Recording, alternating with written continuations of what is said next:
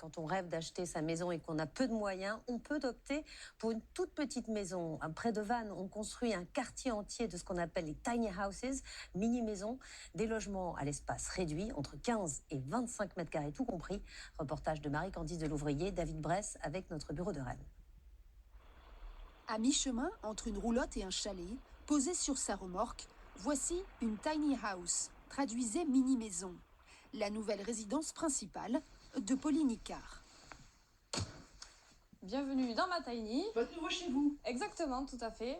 À 34 ans, cette ambulancière a quitté sa maison de 140 mètres carrés dans le Gers pour ce 22 mètres carrés tout compris. Séjour, couchage, cuisine, salle de bain. Un choix de vie d'abord économique. Ça fait 2-3 ans que je restreins tout, que je travaille et que je ne peux pas profiter du fruit de mon travail. Donc le choix d'habiter dans quelque chose qui me permettait d'économiser un peu plus d'argent, ça n'a pas été du tout une contrainte, mais quelque chose d'assez logique.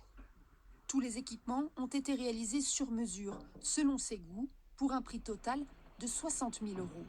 Sa mini-maison a été fabriquée à quelques kilomètres de là, au cœur des Pyrénées.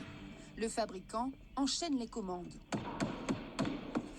Avec un délai d'attente actuellement de 4 à 6 mois, en majorité pour des clients qui en font leur résidence principale. Aujourd'hui, c'est monsieur et madame tout le monde qui a un vrai projet de vie pour réduire son impact écologique. Et la tiny est une super solution pour ça, quoi. Pas de béton ni de plâtre, mais du bois et du chanvre pour l'isolation. L'empreinte carbone de ce logement est 2 fois moins élevée que pour une maison classique. Elle intéresse aussi de plus en plus de communes, comme ici, près de Vannes, où les prix de l'immobilier ont explosé depuis le Covid. Près du centre-ville, c'est tout un quartier de mini-maisons sur 29 emplacements qui est en cours de finition. Là, on est dans les dernières installations. Les propriétaires louent leur emplacement 150 € par mois à la mairie, qui a fixé une règle aux habitants, être âgés au maximum de 55 ans. On veut des actifs au sein du village. On ne veut pas de personnes retraitées qui arrivent de la région parisienne et qui ont vendu leurs biens à Paris et qui veulent vivre à côté des arbres et des petits oiseaux. Non, nous, on veut vraiment un village qui vit. Philippe Lemenou fait partie des heureux élus.